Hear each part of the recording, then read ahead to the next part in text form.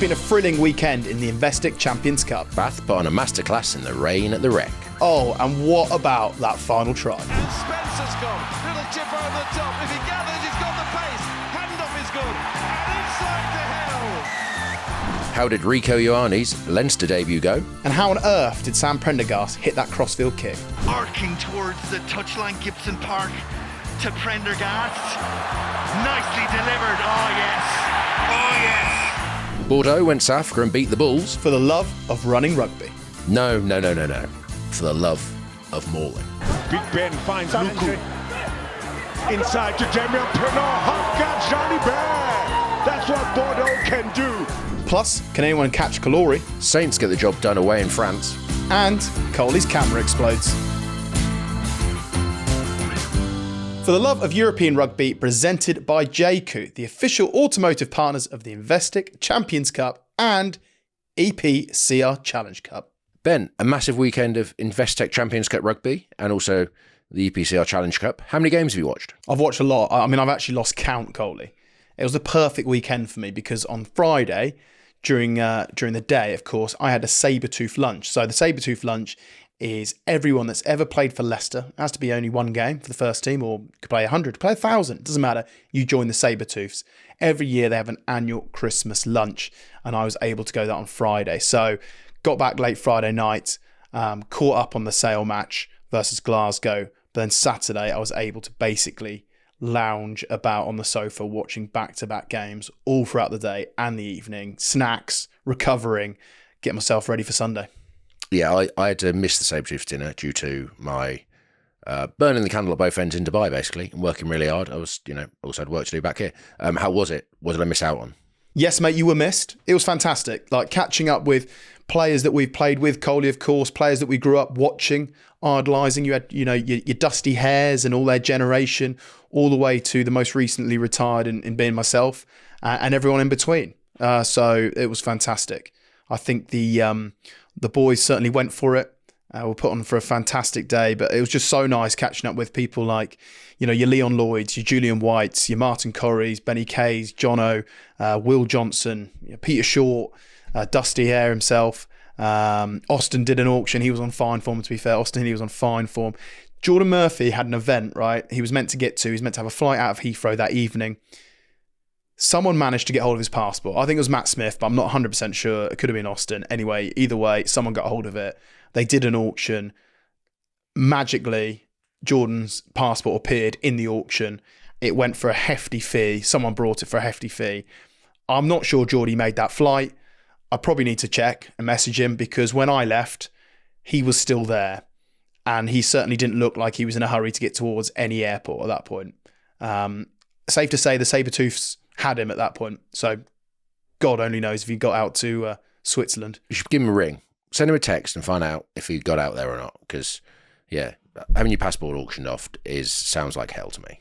Well, the last picture that I saw of Geordie in was 10 o'clock. And it was Geordie, Peter Shaw, Martin Corrie, Tom Croft and Will Johnson in a selfie. And Geordie certainly doesn't look like he's in any state to be going to an airport at that point. So God knows. I'll message him now. I'll find out. By the end of the record, we'll know. We'll know exactly what went down. Ben, I've got some housekeeping before we start. We've only gone and got footage from the Investec Champions Cup to help with our reviews in this episode. But if you're an audio listener, then we're going to make some tweaks so you can still have the full experience without viewing the video. Because obviously last week we listened to you and we want to ensure that the podcast listener has a great experience as well as the video viewer. Yep, a few tweaks there, mate, just to keep everyone happy. But of course, if you can see it on YouTube or watch it on Spotify, please do. Now, other big housekeeping is we're on the second part of this record because the first part, Coley, your camera exploded. So if you're looking at Coley and you're thinking, my goodness, he looks even more glorious from this angle, that is because the camera malfunctioned and he's now on a different camera. So there we go. Yes, Ben, that's a bit of behind the scenes knowledge. We're actually filming this in two parts and my camera exploded during the first part, so I had to go back and re-record bits and bobs. But anyway, that was my out of the ordinary moment, but we should probably go through this weekend's Investec out of the ordinary moments. Pick your top 3 moments from this weekend, please, Ben. With pleasure. First is Po winger Arfui. So Saints kicking behind. There's only 2 minutes left on the clock. Poe are chasing the game. His teammate picks up, little 2-on-1, catch and pass, draws him. He gets it. Off he goes, off he sets. He steps about 3 players. So at this point, he's over his own try line, maybe 3 metres over his try line. He then tries to step again, then starts running backwards, goes back into his own goal line again, starts running across the field like an absolute lunatic, then gets chop tackled. Whilst getting chop tackled, chucks about a 10-metre forward pass in his own goal line. So that, for me, is out of the ordinary moment. Ben, that's a great first moment. What is your second moment? My second moment is Sam Prendergast goalkeeping across the body, cross-field kick for Leinster versus Harlequins. We'll talk about a bit more of that later. But essentially, he gets it. He looking to distribute from right to left, seeing that the crossfield's on. It's the way he hits it, mate. It's like a goalkeeper clearing his lines, sort of side volley, and it's on point. Like, fair play to him. It's low trajectory, like the winger's waiting underneath it, and it's very slick. I've not seen a crossfield hit like that, I don't think, ever. So that certainly makes it. And thirdly, Revovo's offload. So we all know how powerful he is, but the subtleties and the Fijian flair and the handling they have. So him and Bill Matter combined beautifully. So Revovo gets it, bangs off his left foot, runs in between 2 Scarlets defenders, sucking them in, and with his right hand, chicken wings out the back door, around the back, straight to Bill Matter, who just coasts in nicely into the corner. It is outrageous. So there you have it, mate. They're my 3 Investec out of the ordinary moments of the weekend. And what great moments they are, Ben. Right, we should probably stick in the West Country and start in Bath. It was an incredibly wet and windy night on Saturday, and Bath put on a masterclass in the rain. Mate, they did, to be fair. And actually, when you look at it, because Munster, for me, are probably, it's not as if they're not used to playing in that type of weather, with all due respect, being in Limerick and all that. But Bath absolutely, for me, just nailed their game plan. I just felt that they were, firstly, line out defence. You know, Bath all over them. Now, you know, Munster's line out struggled. Now, in those conditions, Coley, and for the listeners, you cannot, when it's filthy weather like that and it's raining, it's wet, your fundamentals of your game, i.e., your line out, your scrum, your kicking game, is the fundamentals along with the defence, because you're better off without the ball. You've got to squeeze teams. You've got to squeeze teams at set piece. And Bath just totally disrupted them at line out in particular. And then they got such a good start because they had 4 tries in 18 minutes. And like a lot of that came from just doing the right things. Just being really efficient out of the half. I thought Ben Spencer, the way that he controlled it, particularly coming out of his half, was phenomenal. Kick selection, kick distance, very, very good. You know, Munster going through a few phases at one stage, looking quite nice. Turnover, Redpath collects it, kicks it downfield. Arundel, absolute gas to burn, so much gas, he actually had time to pretty much stop, pick up the ball and place it over. And even the fact, Coley, and I know that most teams do it, and I'd love to know your views on this, is what can you actually do to stop this, is the mauls, Bath would often send in their backs to join it, right? Creating more numbers in the maul, creating more weight, etc. And even decisions like that in the wet is just smart rugby, right? You know, on a dry day, you might do it. Some teams do, but probably not. But in wet weather like that, I just felt that Ioane van Graaf had set them up perfectly to execute a wet weather, tough conditions game plan. And Munster, to me, they were dogged, they hung in there, but ultimately were outclassed in many ways. Oh yeah, we saw the damage done. Like the first maul try, Ty Burn ends up in the sin bin for basically a side entry and sort of preventing the ball from being grounded. And the next thing, Bath have just literally scored 21 points, all through like turnover ball, kicking it in behind, playing the conditions. Like, yeah, they were fantastic. I thought interesting, this is a point from the weekend as well, is like the new line-out rules, where it's like if you basically compete and it's not straight, it's a scrum. Previously, you probably have a bit of leeway, whereas I do wonder if that's going to, in the weather, in the wintry conditions, is going to come back and sort of bite the person who made that rule up, because, you know what I mean? It's kind of like you can throw to the tail of a line out, might not be straight, but if you just throw someone at the front, even though they've got no chance of catching the ball, you now have to sort of, you might as well, in wet weather and windy conditions, you might as well just throw somebody up in line out D just to try and force a not straight to get a scrum, which I think is smart rugby, but at the same time, I do wonder if that sort of like defeats the purpose of that rule. But yeah, that was interesting. But no, say Bath, you say, like, committing the maul. There was a lot of mauling this weekend across the Investec Champions Cup, but I thought, yeah, Bath, basically early doors, you sit blokes in the maul, create that weight advantage. As a defender, you've literally got about 2 seconds, 2 or 3 seconds early doors. You have to basically either compete in the air or that transition from in the air to the floor to hitting the ball as hard and as fast as possible and basically get it moving backwards. Because when it's wet weather, as soon as you give an inch, it's very hard to then get your feet back in the ground and stop the weight, especially when the opposition, the attack, always knows where the ball's going. So therefore, they can have 5, 6, 7 guys in that maul before you've basically got any. So there's a maul defender there, you've basically got 3 seconds as like, there's only 2 or 3 of you, because if it goes to the front of the maul, obviously the back of your line-out's not going to be able to get there. And if it goes to the front of the line-out, the back of your line-out's not going to get there in time. So 2 or 3 have to be really disruptive and basically destroy the front of that maul before it gets going. Because otherwise, as soon as they send the backs in, you can't really put your backs in. And yeah, it's a whole world of pain. And say Bath capitalised on that. And I thought, the whole game plan, every time they got a turnover, Ben Spencer's kicking's like phenomenally on point. They've got Arundel now who's rapid. So any ball that is put in behind, he's there in about 2 seconds covering it up. So yeah, no, we saw a bit of this. They played Gloucester earlier in the Prem, and it was a similar. They got about 2 or 3 turnovers. Gloucester overplayed midfield. Bath got the ball, kicked it away, like Lawrence did on one, and similar. Like they're so fast, the Bath backs, that they were on top of it, and fortunate errors. A couple of Spencer kicks as well, though, Coley. As we mentioned, I thought he tactically was brilliant last night, absolutely brilliant. But the roller kick is what I call it. So it's not a box kick. You'll see it. It's either when he's sort of 15 metres from the touchline or maybe in the midfield, and you pin a corner. And you hit it differently, because what you do is the ball's parallel. You hit the top of the ball and it creates that real rotation. And you've got to get it up and over the guy that's trying to charge it down, or guys around the ruck. You've got to get up and over them.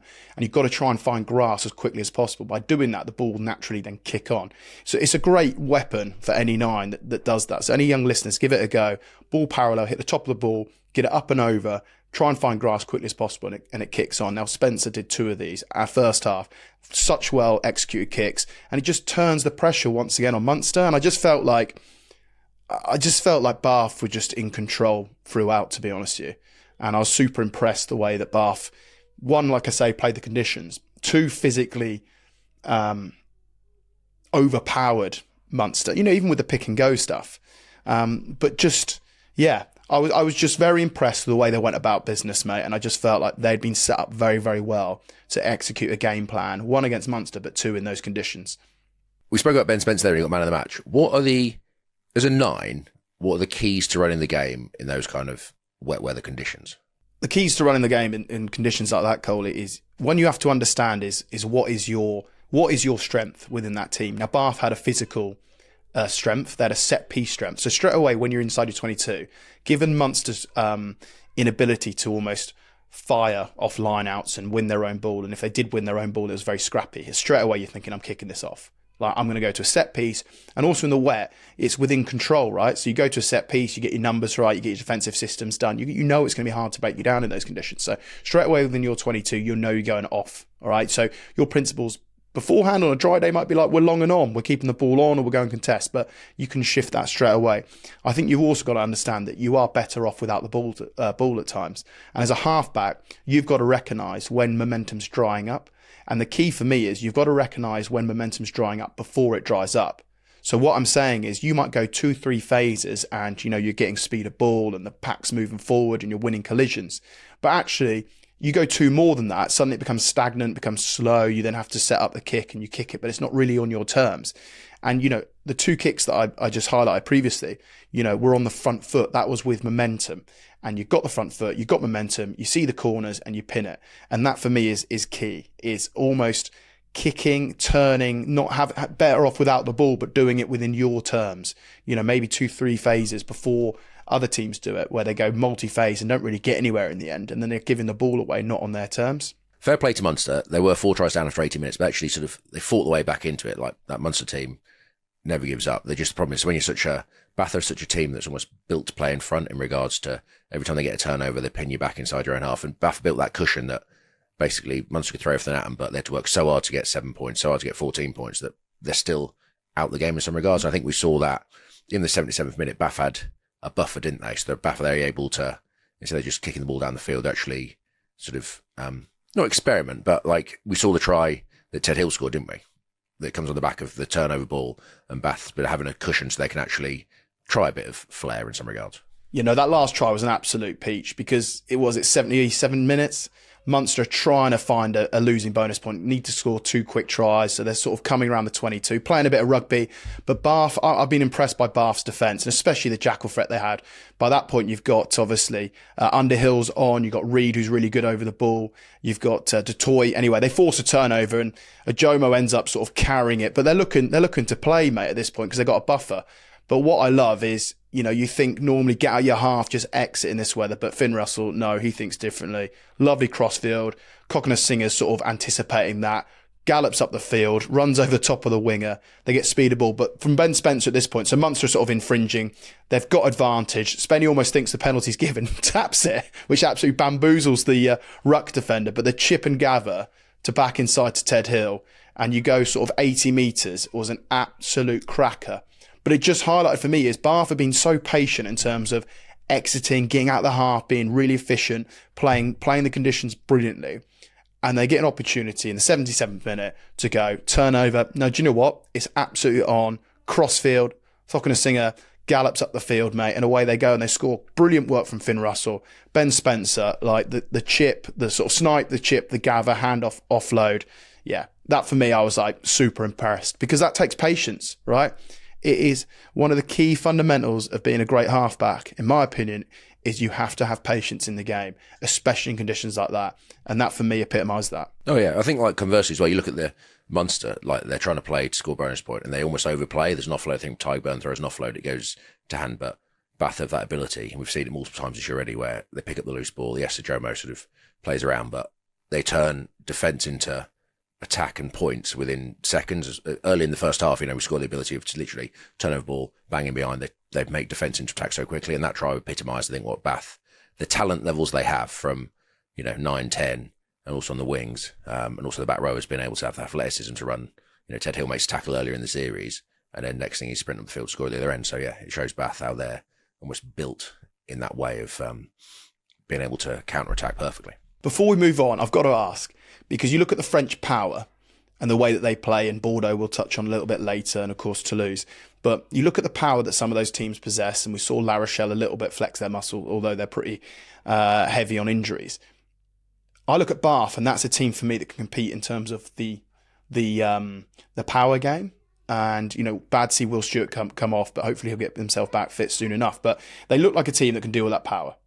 So I look at Bath and think, well, they can go far in the competition now and tip them to get to the final. Do you think Bath can win the whole thing? Yes, they can. I think, you look at their team, the way they're set up to play rugby, they almost play knockout style rugby in regards to they can kick points, they can score maul tries, they can defend really well, they can counter-attack like that. So, yeah, and they've got a great depth of squad, and everything's aligned to the way how they want to play. But, yeah, it's obviously they can, but at the same time, do they have probably the highest ceiling compared to your Bordeaux, your Toulouses, who can basically overpower you and then create magic from nowhere? Maybe not, but in terms of Bath making it being able to defend and match that power and bring it into an arm wrestle, then have some counter-attacking flair, or being able to just they say they get a penalty with an Underhill turnover penalty, they kick for the corner, they get a maul penalty, they kick for the corner again, and they score a maul try. You know what I mean? They're so well organised and drilled that you can see them on their day beating a French team, yes. Yeah, I was super impressed by Bath, and their campaign is well underway. Another team in the Investec Champions Cup that is always there or thereabouts at the end of it, Leinster. They played Harlequins and they beat them 45-28 at the Aviva Stadium. And Harlequins are a bit of a rotated team, and fair play, they battled hard. But yeah, Leinster had enough to see them through. No Quins hung in there, Coley. When you think about it, no Marcus Smith, no Finn Baxter, no Chanley Cunningham himself. They're big players for that team. And I think that they would be very positive at the end of it, though. They got a point out of the game. Getting 4 tries was critical. To get a point away at the Aviva against Leinster was very, very impressive. And I think they did. They were industrious and they hung in there. And that is the important thing, is getting a point out of that away game. We have a question from Louise. Why have English teams rotated more than Irish, French, South African teams? Harlequins and Leicester especially fielded weakened sides. Look, I think some of it's forced. So the way that the contracts are currently structured within the RFU and the club agreement is that players, if they play X amount of minutes within England, they then have to have a weekend off, no game. But that has to be fulfilled within the first 3 weeks of returning from international rugby. So a lot of players either had last weekend off, so missed the Prem, for instance, and other teams opt for the Investec Champions Cup to have that weekend off. So all those players will return this weekend. It's mandatory. They have to do it. There's nothing the clubs can do about it. It's forced upon, and therefore the club and the coach have to decide when they do that. So do you do it all at once? Do you drip feed it? How do you do it? So some teams just decide, you know what, we'll give the all those guys that weekend off. We'll obviously bring them back for the home game. And it's just, there's no right or wrong. It's just a situation that the English players are in, and it has to be done within the first 3 weeks of the campaign finishing. I also think part of it is the Prem's really competitive. So it's not like when there was 12, 13 teams around and you could basically, rest some players against one of the weaker sides. All the teams are competitive now, and you have to basically pick up points in all those games. So and that is so vital to the clubs that you don't really want to rotate players in the Prem. And I think so going into Europe, you look at it and you kind of go, we've got to rest our players. Like Quins are away at Leinster at full strength. Would they win? You don't know. Leicester away at La Rochelle. We've been there a full strength side before a couple of years ago and got battered. What I mean? So these teams that basically you go away from home, it's like actually there's a chance to maybe rotate our squads a bit. And also the way Europe's set up is you can still get through. Like Quins pick up a losing bonus point or a try bonus point at Leinster. If they win the home games, they can still qualify for the next round. So you don't actually have to go and win all of your games to qualify. You basically have to you win your home games and pick up some bonus points along the way. And that can still get you through to the next round. So, I think that's what the English teams are doing, because they don't have the ability of the squad depths and the ability of rotation for the rest of them. But, Quins lost 60 points to nil last season against Leinster. And I know that Leinster aren't as fluid as we'd expect. I think, the autumn's taken a lot out of some of those guys. They're coming back in, different systems and everything like that. However, the key for me is Quins have rotated a team, but they've come away with a point. And I know I've already said it, but I'll keep saying it. That is very, very important. You do not know where that point is going to lead to. So from a Quins point of view, from a Quins fan's point of view, I would say going to Viva and picking up a point, I'll take that. The team's rotated. You got a point out of the game. You're obviously at the Stoop this weekend coming. Get after it, because you got a point on the board. Maybe perhaps you get a win again this weekend, and you're going to be in the mix. You don't know where that point will lead to, because there's not many teams that are going to go to Leinster and get a point out of it. Ben, there were some couple of magic moments in this game. We give Prendergast, he is under the microscope a lot, obviously playing the Ireland shirt for Leinster, but he showed some quality touches today, you must say, in attack. Yeah, he certainly did, Coley. And one in particular was a crossfield that he did, and it essentially was like a footballer goalkeeper side volley. And the way he hit it, it was so low and so precise that I looked at it and I thought, you don't see people hit it like that. That was pretty mega. I think he was looking to distribute, recognise the space. And I think that's the key. It's clearly they have wingers in the wider channels to opt for that crossfield kick. It's clear tactic to them, because they have one later on with Tommy O'Brien. But he's looking to run, realises actually the crossfield's on, and then the execution of it was terrific. Yeah, absolutely terrific. And we saw his short kicking game during the autumn anyway. I think in particular against Australia, some of his variety with those kicks. Well, we saw another one, and it was unorthodox, but it was absolutely awesome. Also about kicking, I think Tommy O'Brien's grubber and gather was a thing of beauty, Ben. It was. As I mentioned about Leinster clearly have a tactic to keep wingers with width to go to that crossfield. Now this time Prendergast's gone off at this point, so Byrne hits the crossfield, Tommy O'Brien gathers, and you're thinking, is he going to step? What's he going to do? No. Mate, the weight of this grubber, I mean, it must be, he only hits it probably 6-7 metres, if that, and he just rounds the winger and regathers. The ball pops up lovely for him. That is a very, very difficult skill. You think of LBB, he tends to do these little grubbers. Johnny May certainly had it in his game. It's a real skill to do these sort of short little kicks, because they're a nightmare, especially when you're that close to line. Because even if you do it edge of 22, if you're a fullback, what can you do with that? Slide on it, you probably get dragged into touch. You gather it, you're getting tackled into touch. It's a real weapon. Tommy O'Brien's grubber and regather was very, very slick. And don't underestimate how hard that skill is. It's very impressive.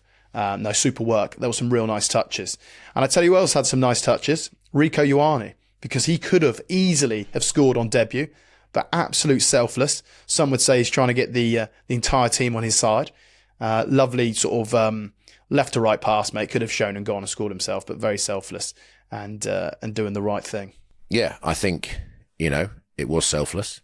Obviously a bit of noise around him coming in and being humble and fitting in and stuff. And I think what a perfect way to start, Could have got the sort of glory, but no, he decided to do the bring another teammate into the game, let them score, and, he just goes about his business well. Well, there's been a lot of speculation, hasn't there, with him obviously joining. Obviously, Geordie Barrett joined last year. You've got R.G. Schneiman there. The club does attract big stars. And I think because the dynamic between what had happened between him and Sexton, and, people love all that and they get into it and everything like that. But you've got to say, you got a damn good reception from the Leinster fan base. And he came on and he added, and, his Leinster sort of campaign is now underway. I'm excited to see how he goes in Europe, to be fair. It's very different to Super Rugby. You've seen players come over here and really enjoy it. You almost wonder whether, now that Geordie Barrett did it last season, Rico Ioane is now doing it this season. I'd love to know from Leinster fans, who would you like to see next year? If it becomes like a yearly sort of sabbatical, it's not sabbatical, it's not a rest, but a yearly sort of break into European rugby, and Leinster is sort of the stomping ground for those players to do it, which kind of does seem an obvious place because they've got so much depth that they almost not going to be churned out every single week. I'd love to know from Leinster fans, who would you like to sign next year? Who would be your player of choice? Because it does seem to be there's a little bit of a connection between New Zealand players now and, of course, Leinster. Yeah, I'm thinking about what the Kiwis I put in the team. Obviously, I think Tamati Williams is my favourite Kiwi, but they've got Andrew Porter, so he's not really needed. It'd be a hell of a 1-2 combo. But then you look at the back row, you look at Walter Titi, but then Leinster have got Doris and Van der Fleer, so they're fairly stacked there. So I'll probably have to go someone like Will Jordan, stick him in the back three. Even though Leinster have got back three players, I think a man of his strike rate at the Aviva in that system, he'd go all right. Yeah, it's hard to know, isn't it? We, of course, caught up with Hugo Keenan. If you haven't listened to that episode, please do. You'll find that no problems. Our big Investec Champions Cup European preview. And, he talks about it, and he's actually back very, very soon.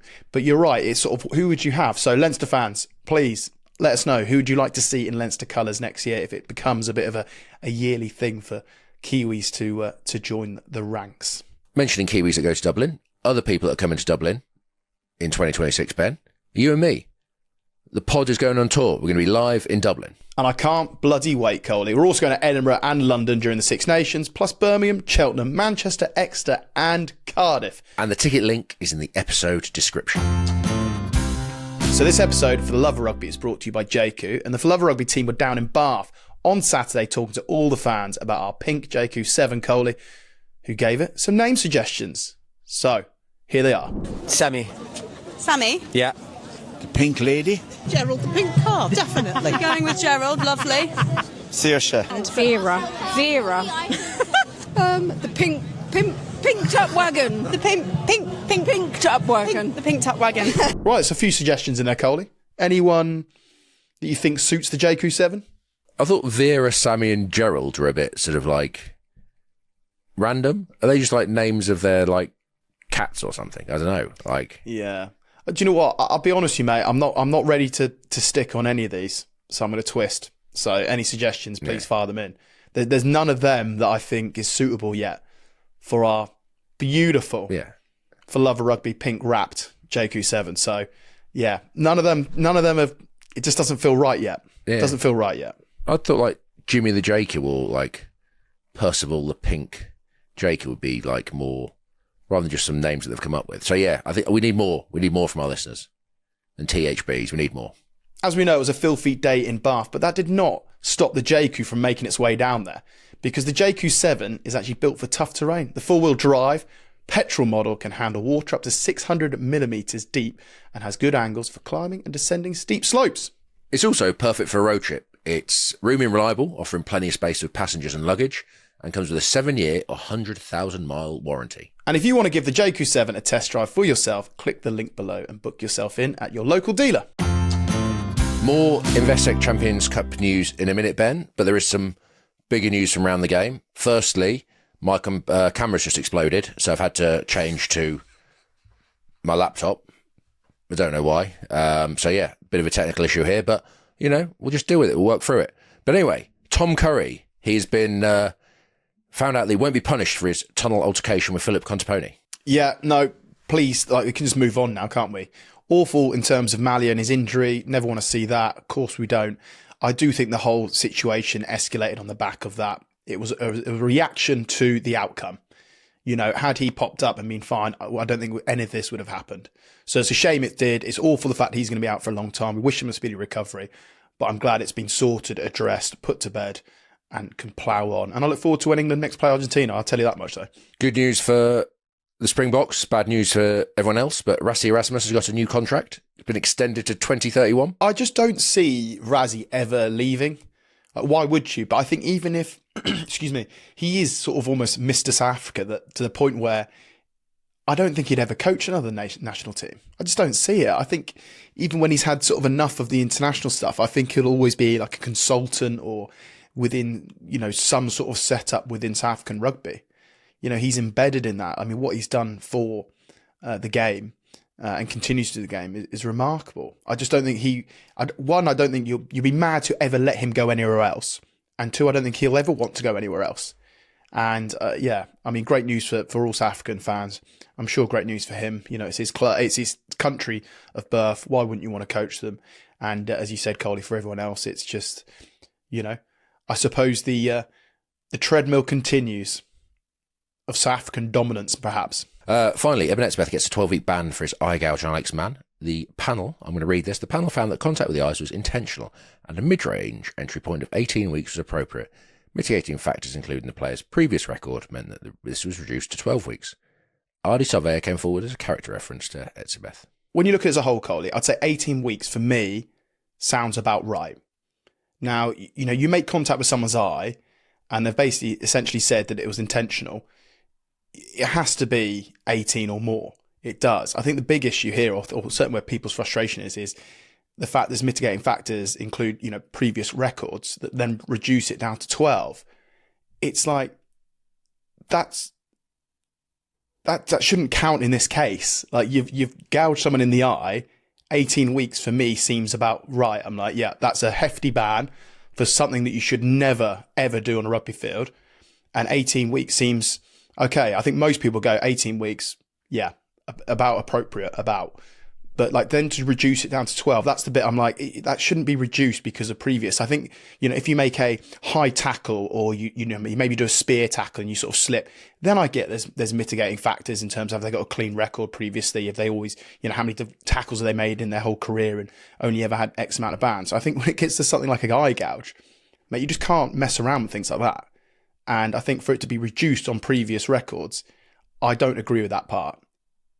I think for a lot of people, 18 weeks would have gone, yeah, about right. I think the fact, if it was reckless and got reduced down, you're fair enough. But because it was deemed intentional, I think to then reduce it down on previous, again, not just in this case, but in general, if something's deemed to be intentional, it should just stay as the ban, you know what I mean? You've identified it's intentional.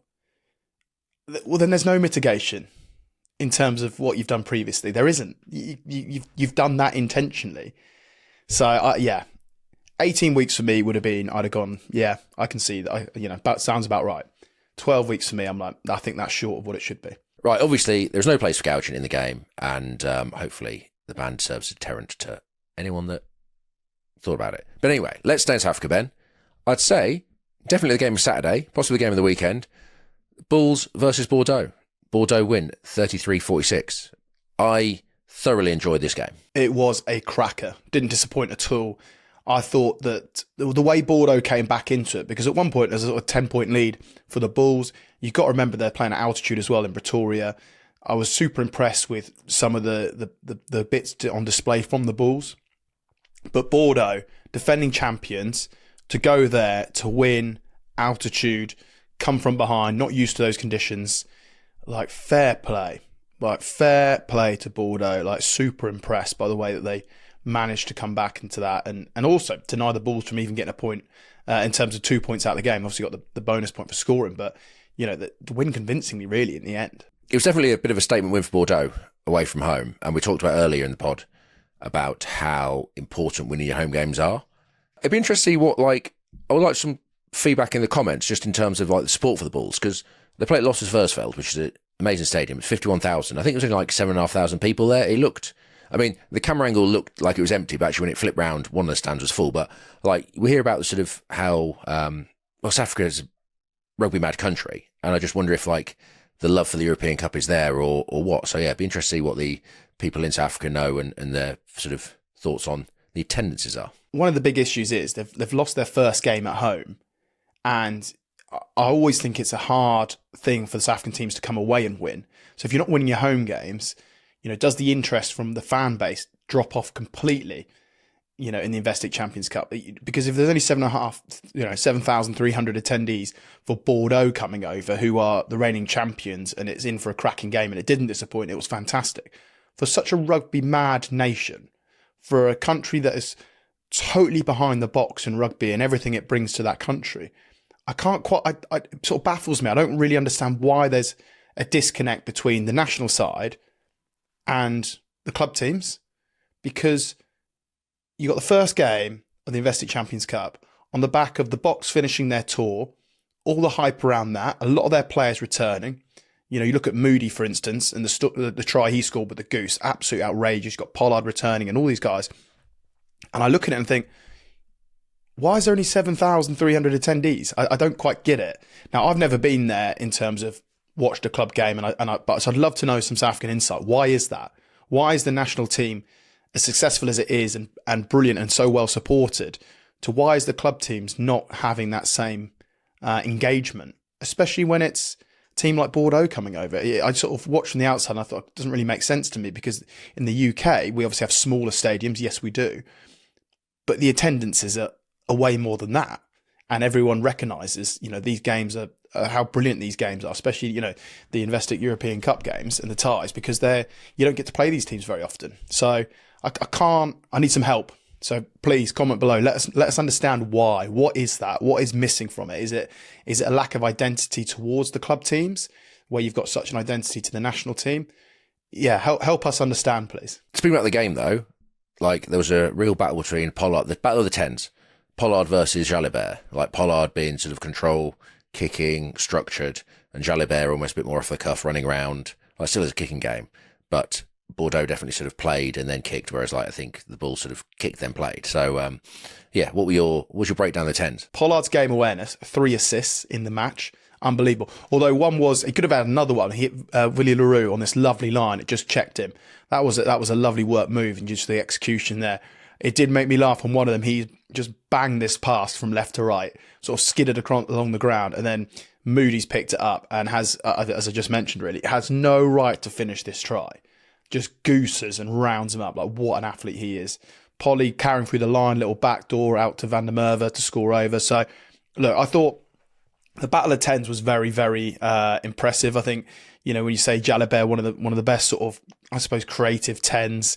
Made 14 carries, which was more than anyone else. 4 offloads, 6 defenders beaten. So he was lively. I enjoyed those two sort of going at each other. And I think that on the whole, I thought Bordeaux might blow out. Given the altitude and the Bulls being used to playing, I thought Bordeaux, and when Bulls got to a nice sort of 10-point cushion, I thought, I'm not sure Bordeaux do this, which is why I was super impressed in the way that they did sort of get themselves back into that. And now one of the reasons for that, Coley, was actually the maul. And you don't necessarily always see that against, South African teams, but Bordeaux got a lot of pay in their maul. You look at one try in particular, they're mauling Ben Tamiafuna, who's basically a fridge, sort of turns away from this maul. He passes it to Luku, who then goes 9-12. And what I love about this move is this is your generic shape, right? Where it normally goes 9-12, 13 on a short, 10 goes out the back with wingers on his shoulder. What Bordeaux do differently here is they sort of target that disconnect between 10 and that first defender off the maul. So it goes 9-12. Jalibert pops around the back and almost comes on the shoulder ball of the 12. 13 still on that lead, but slightly further out. And Penno, instead of going out the back, comes back on the inside. And it just, honestly, there's literally no one there. It's very well ran because you're expecting it to be the shape we're so often seeing. Anyway, ball back inside to Penno, goes through, gives it back to Jalibert on the outside try. And I just thought, yeah, that's just smart rugby. Well played. But it all comes from the back of a really good set piece, which was their maul. We talk about Bordeaux potentially blowing out, especially playing at altitude against the Bulls. And the Bulls had also loaded they were sort of talking about the bomb squad, Vilko Low, etc., coming off the bench. But one thing Bordeaux has is big human beings. Sardi, the starting tight, is about 140 kilos. Oh, he starts to blow out. You know what we'll do? We'll bring on Ben Tamiafuna, who's 150 kilos. They got Boris Parlu starts the game, Cameron Waukee, big men. Number 8's phenomenal. Bordeaux have big human beings, and say you look at like their ability to play physical, but also in the second half when things open up, you got Woki going down the touchline, and like they have athletes in those teams, don't they? And they can roll guys off the bench. We talk about Bordeaux's maul being a weapon, and it is a weapon, but they definitely leave some tries out there. I mean, they got one off the back of maul, definitely, but if you remember the Investec Champions Cup finals from last year against Northampton, they left definitely 3 maul tries on the field, with the hooker being held up or going to touch, whatever it was. So yeah, there's definitely it's an art. I will give it an art. Like you look at, so when you have a guy like say Malcolm Marks on the back of a maul, a Julio Montoya that knows exactly when to break out and score, it's such a weapon, because not only do you put so much resource of defence in stopping the maul, you then have to have your edge defenders ready to, they sort of hesitate. They're like, do I hit them all because it's going forward? But then as soon as I hit them all, the guy's going to break out. So it's such a weapon. I think Bordeaux, the hooker, he's been caught a couple of times. It doesn't seem to hurt them. They still seem to win all these games. But yeah, there's one thing I'd just, just as a forward, you just want to see the maul tries being completed rather than being held up. Well, given with the rules that it is, and I am not a fan of this rule. I do not like it. If you're held up, your reward is a goal line dropout where, the best kickers in the world all bang it about 60 metres. So you've worked so hard to get yourself in a position to score a try. You then get held up and then you've got to start again 60 metres out. I think that rule needs changing, addressing. Now, I'm not saying it goes back to what it was, although you'd love that, Coley, is a 5-metre scrum. But I do think there needs to be something. I feel like goal line dropout for a team to hoof it 60 metres is not a attacking mindset, not a reward for doing all that work to be held up. You've got to reward the defence for holding them up, absolutely. But a goal line dropout that people bang it that far is not. I feel like the balance is wrong there. It's tough because the game has got to the point where it is literally, you get into the 5-metre line and you bludgeon your way over. It's pick and go, pick and go, pick and go, pick and go. And we saw that a few years ago where basically the game was maul to pick and go. And it's kind of come that way around again. So as defence, like you need to have some reward of defending multiple phases. And if you do hold a guy up over the try line, you should get some form of reward. Now, whether you start again with, I don't know, the attack starts the tap on the 22 or some restart on the 22 of some sort, I don't know. But yeah, I think like you defend your goal line and again, it's difficult because the attack, it's, you have to be accurate and stuff, but you do have 100 chances on a pick and go. And the one time you get held over the goal line, it's like the defence should be rewarded. But at the same time, yeah, it's, as you say, it doesn't really reward attacking rugby. But then you don't want to get in a thing where it's like the attack is a 5-metre scrum like previously, pick, go, ping, go, ping, go, ping, go, ping, go, 20 phases. Are you held up? We'll go back to a scrum. We'll just stay in this cycle for 20 minutes of the game. I think it needs to be a free kick tap on the 20-metre line, 22-metre line. That's what it needs to be, and you regenerate the game that way.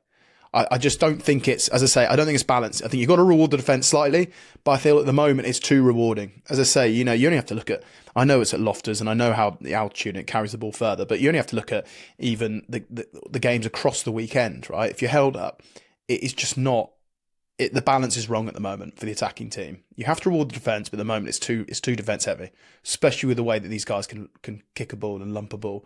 All of a sudden you're regenerating and you're back to 50, 45 metres from their line. And it's so blooming hard to get entries anyway. Speaking of Bordeaux, I've got to touch on him because he's got a great haircut, but Maxime Lucu, does he start for every other international side in the world?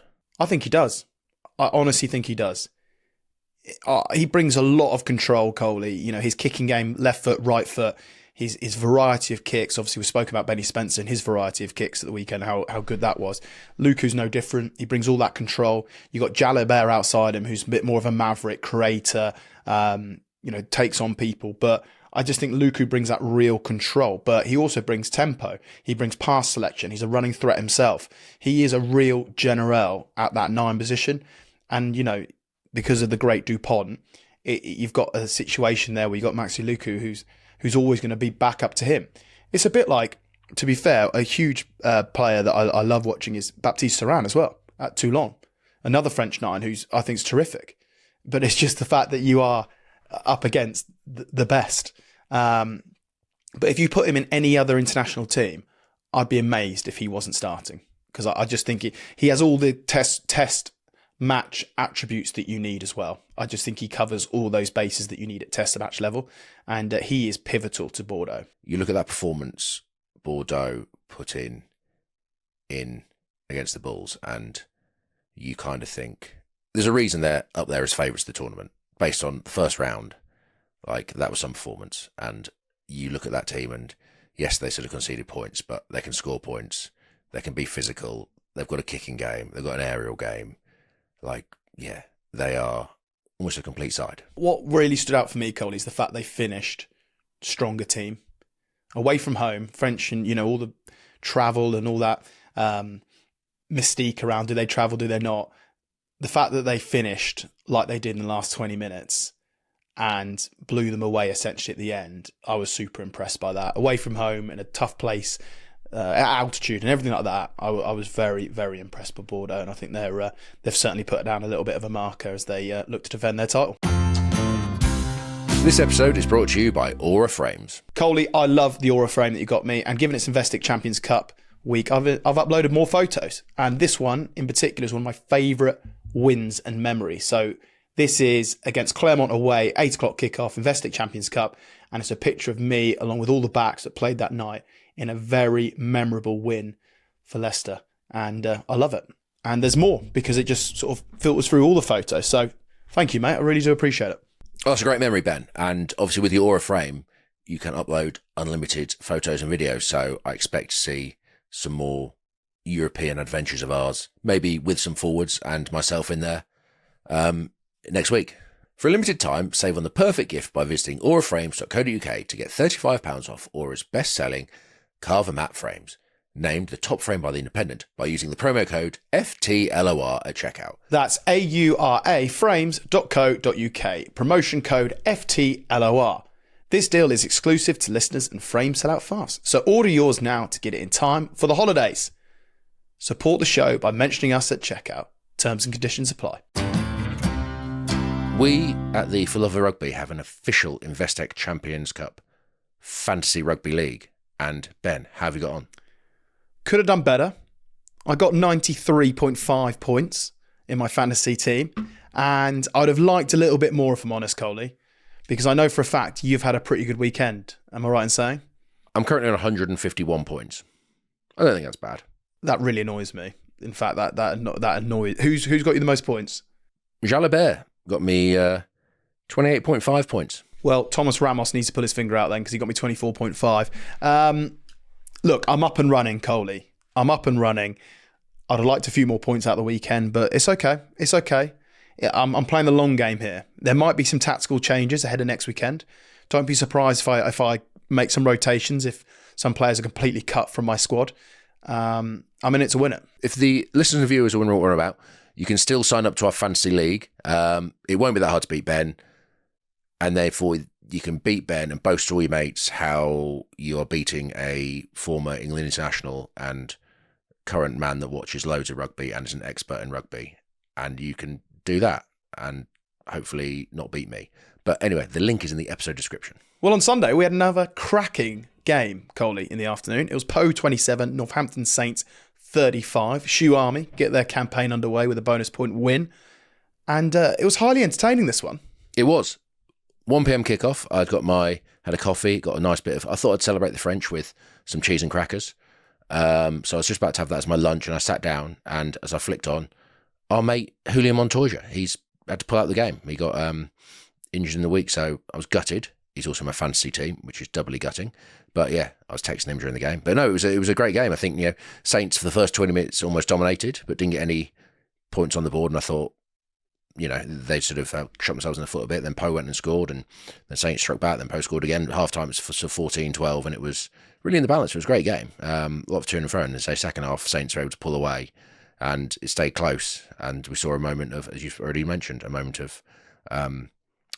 we shouted the ordinary, which is a highlight of my weekend, I must admit, watching a winger throw it forward inside his own goalpost. But it was a great game. I really enjoyed it. Poe had 13 starters missing. And Saints, to be fair, were near enough full strength.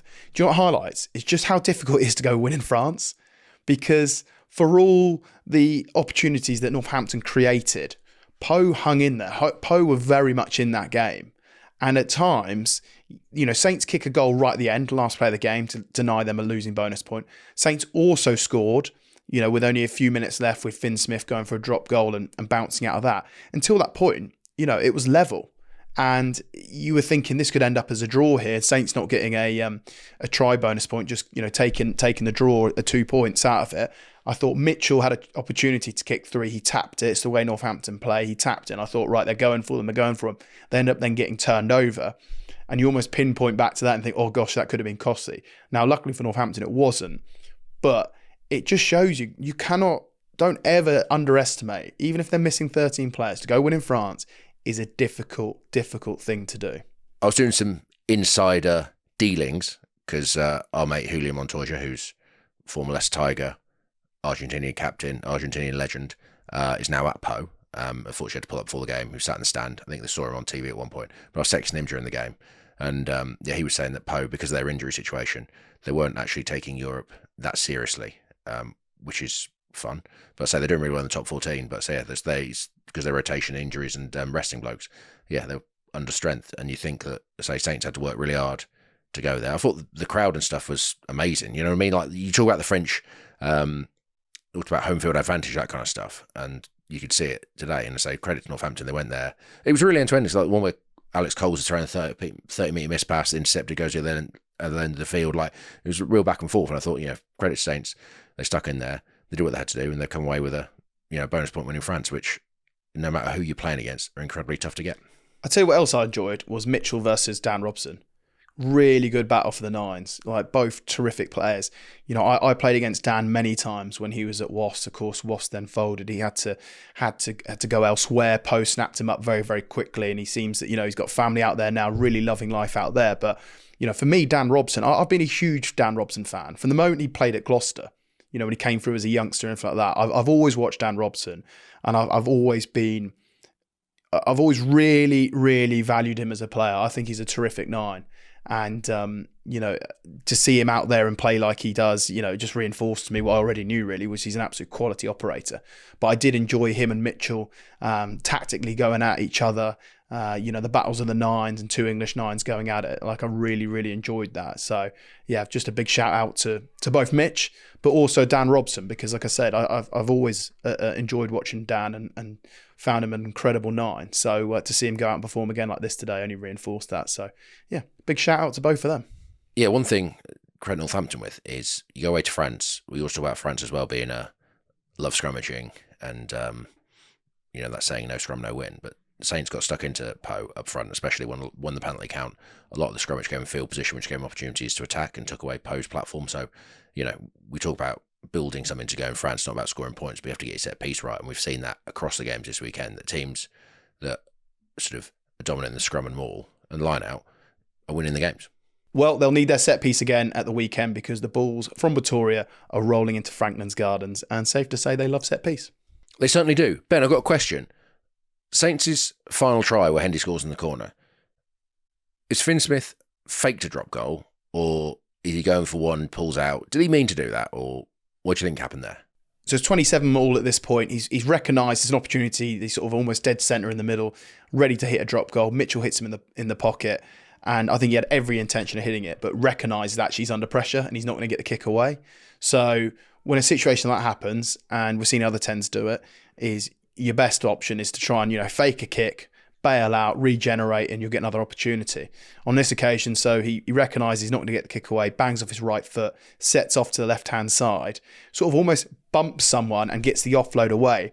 And then the Pau winger jams all the way in, which was madness. He didn't need to do that, but he does. So then they get the second pass away to Hendy, who then races around into the corner. So look, great opportunist from Finn Smith, but it all comes from the recognition of, I'm not going to get this drop goal away. I'm under pressure. I need to bail out left. Bails out left, and then just goes through the hands to then put Hendy away. And I think if you're a Pau, you're happy that you put them under pressure, that you didn't get the kick away, but then you're so frustrated with your winger jamming all the way in and just leaving Hendy in the space to go put that away. So yeah, good recognition from Finn Smith. Not going to get it away. Bounce off his right foot. Good, go and make something else happen. Saracens have a decorated past in the Investec Champions Cup, and they beat Clermont 47-10 at home. A very dominant display. Very dominant. I think, Saracens' kicking game, certainly their attacking kicking game was very impressive. I thought I was expecting a bit more from Clermont. Not going to lie, I was expecting a little bit more. I know they've been they're not being the dominant force that we've seen, certainly during our playing career, Coley, midway through our playing career. You know, Clermont were one of the top clubs, and they're not there anymore. But I was expecting a little bit more. But what Saracens showed was, the thing for me with Saracens at the moment is, when they're on, they're on. But there seems to be a lack of consistency to their season so far. It isn't as consistent as we've seen. You know, when you think of Saracens and the great years, I mean, they just churned out performances and results, and it was, you know, they were just so consistent at delivering what they do, where at the moment they are a little bit unpredictable in the sense that they put in a performance like they did this weekend, and you sort of not sure what you're going to get the following weekend. And I think that sort of summed up their season so far. But in terms of perfect starts in the Investec Champions Cup, well, that's it, isn't it? Maximum points, Clermont at home, your campaign's underway. Did you see Max Malin's volley, by the way? Yes. He's got talent that I can only dream of having. Well, it was a pinpoint crossfield, which Malin's basically volleys.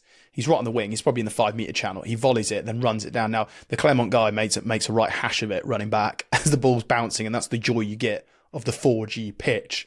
However, you make your own luck. So Malin's backs up a wonderful volley, chases it down. Clermont guy overruns it. Ball sort of bounce back. Malin's picks up and scores. Slick footballer is Max. I love the way that he plays the game. Very slick, talented rugby player. However, Noah Kalori had to get part of the action, mate. And he scores just athletic ability to score a try. It was the bog standard shape that so many teams run. But what I love about this is when a winger just pins his ears back and just commits. So it goes 9 to 12, 13 on a short ball, 10 out the back. Bog standard shape. We see it all the time. Then he plays Noah Kalori nice and early. But what he does, mate, is he just sort of shows and goes on the outside and just pins back his ears. And actually, when you watch it, he literally looks like he's not really moving that quick because it's so effortless. Like his strides are so long. You know, you look at people in around him. I mean, their foot speed is like Roadrunner. They're running like mad, whereas he's just gliding. Great athlete, brilliant to see. And, you know, I look at Sarries and I think they do have that threat.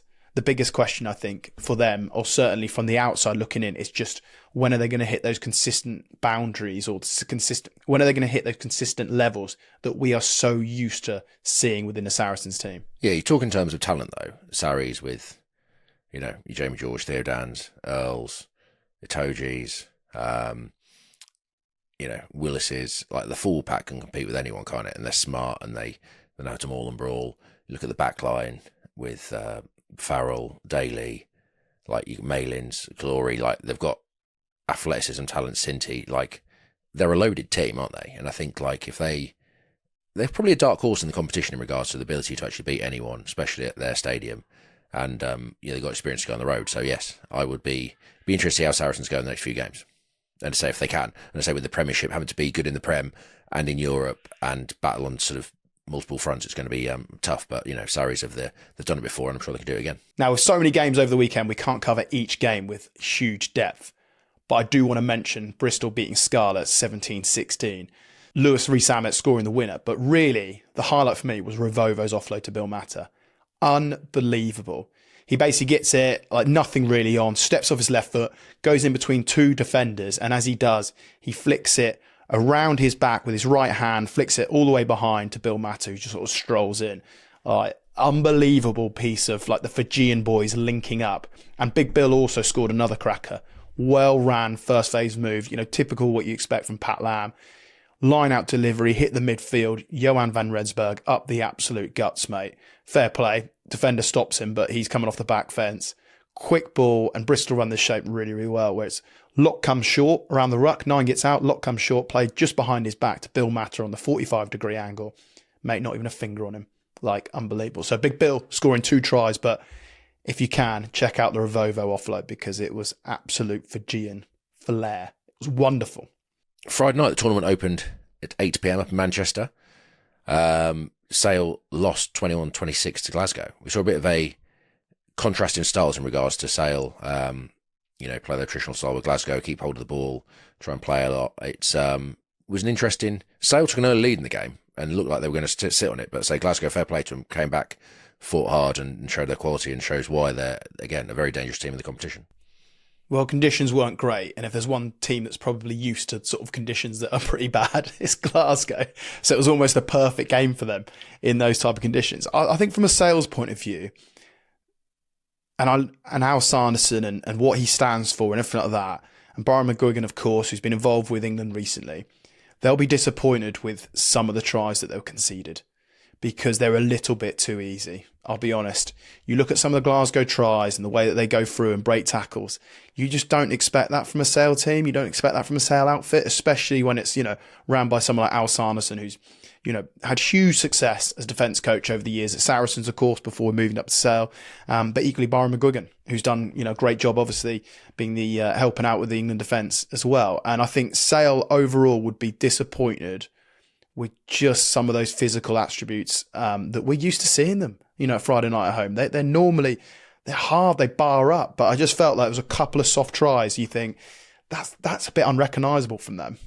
We also have to mention the other game that happened Friday night, which was Stormers, who went to Bayonne and beat them, which is a great result for them in the tournament. I think, you look at the Stormers' next run, quietly, they got La Rochelle at home next, then they go away to Quins and bring Leicester to Cape Town. They could secretly be in the mix at this after the when it gets to the knockout stages, couldn't it? Well, this has always been the debate, and this is why Bordeaux beating Bulls in that first round is for South African teams to go away from home and win is very, very difficult, because I think winning at home, bar the Bulls, is an advantage for them. I think they're more than capable of doing that. So you're right, Coley. The Stormers actually getting their campaign underway and winning, and the fact of who they have at home, I think it puts them in a real good mix to go pretty far in this tournament very, very nicely. Well, it's been a fantastic weekend of Investec Champions Cup action, and we can't possibly cover all the games and all the action and keep it within podcasting length. So, Ben, I've had an idea. Why don't we record an episode later in the week where we preview next weekend's games, but we'll also, part of that preview will be a review of some of the action we've seen this weekend. That is a great idea, Coley, and we will drop that episode on Thursday, because we always come out Monday, Thursdays. And, Leicester fans, you tend to listen to the pod a lot. We'll talk about Leicester La Rochelle and, of course, preview their game against Leinster on Friday night, along with all the other rugby topics. So we'll see you on Thursday. And if that's not enough, For Love of Cricket has a full post-mortem of the second Ashes Test. Go and have a listen to Joss and Brody and, listen to how it's not turned into a 5-0 whitewash. Thanks to JAECOO and thanks to Investec. Goodbye. Goodbye. For the Love of Rugby.